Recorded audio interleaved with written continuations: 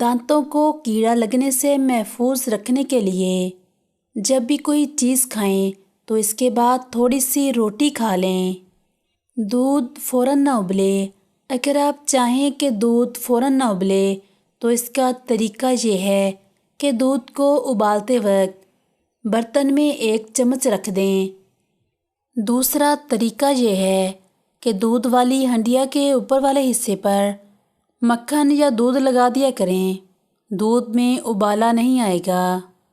ہنڈیا میں آلو نہ گلیں۔ اکثر اوقات ایسا ہوتا ہے کہ ہنڈیا پکاتے وقت تمام آلو شوربے میں گل جاتے ہیں۔ ان کو گلنے سے بچانے کا آسان طریقہ یہ ہے کہ آلو چھیل کر اور کاٹ کر ان کے اوپر نمک چھڑک کر رکھ دیا جائے اور 15 منٹ کے بعد انہیں خوب اچھی طرح دھو کر ہنڈیا میں ڈال دیا جائے تو یہ پھر ہنڈیا میں گلیں گے نہیں۔ انڈوں کو محفوظ کرنے کے لیے انڈوں کو اگر پیسے ہوئے نمک میں رکھ دیا جائے تو زیادہ دیر تک محفوظ رہ سکیں گے۔ اگر کپڑوں کا رنگ کچا ہو تو کڑاہی میں گرم پانی میں نمک اور پھٹکڑی ملا کر خوب ہلا لیں۔